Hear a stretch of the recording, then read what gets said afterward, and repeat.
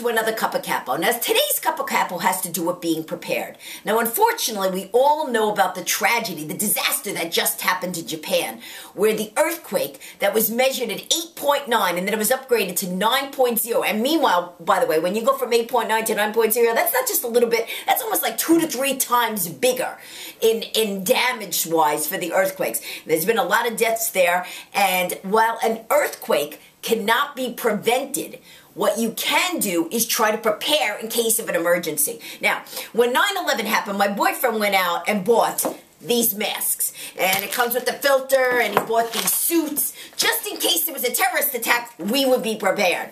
Now, did I go and learn how to use these things? No, of course not. Of course, this looks like it screws into here. I'm not quite sure. But what good is being prepared and having the stuff if you don't know how to use it? Now, part of being prepared is having an arsenal of things on hand. One of those things is a fire extinguisher.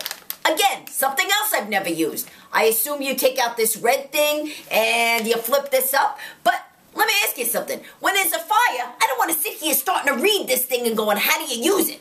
I need to have tried it once to figure it out. But one of the other things you could have on hand is to always have an emergency kit with flares, with a first aid kit. Have it on standby. You should have some of these things. Extra water in your house. I mean, what are you going to do? Have this little bit of water? You need extra water because that's usually the first thing that gets contaminated, and you want to be able to have that on hand so that you have drinking water.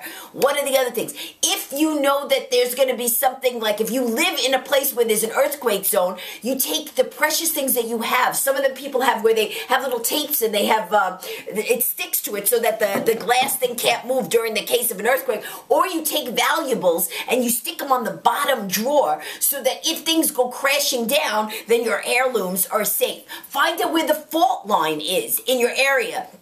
And listen to the emergency broadcast system. There are things you should do, and also have a plan. I remember when I used to live in Jamaica, my dad used to say, well, if something happens, it's an emergency, and our house is blown away, where will we meet? And we agreed that we would meet at the hill at the top of Jamaica High School. That no matter where we were, we would all go to that top of the hill.